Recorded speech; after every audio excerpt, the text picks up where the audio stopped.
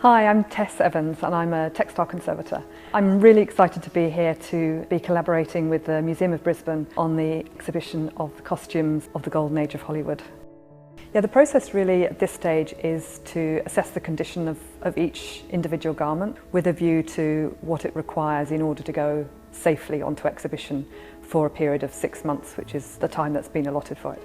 So it's a case of looking at each individual object, looking at the condition, whether there's any staining, whether there's any damage, and what would be the process involved in actually getting it to a stage where it was safe to display. Each object is brought out of the box, looked at in quite a lot of detail, assessing the materials that it's made of, any soiling that's there, whether that's actually removable or whether that would potentially cause more damage to the object, whether in fact the staining is important to retain in the object from a viewpoint of, if it's makeup that belongs to a particular character or person, then it should be retained from an ethical point of view. And actually sort of weighing up those decisions on whether a soiling should be removed for the long-term preservation of the object or whether a process would be potentially more damaging.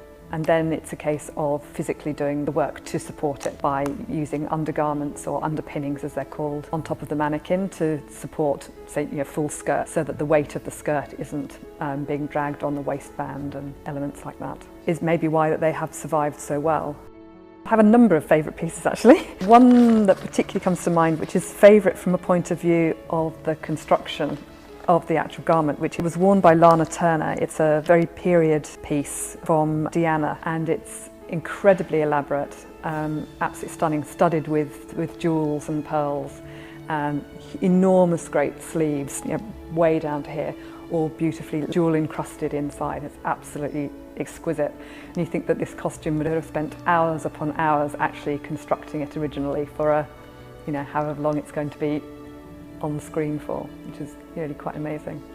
It's costumes that everybody knows, and most people have seen the films and love the films and love the characters. It's sort of bringing fairy tale to life in many ways.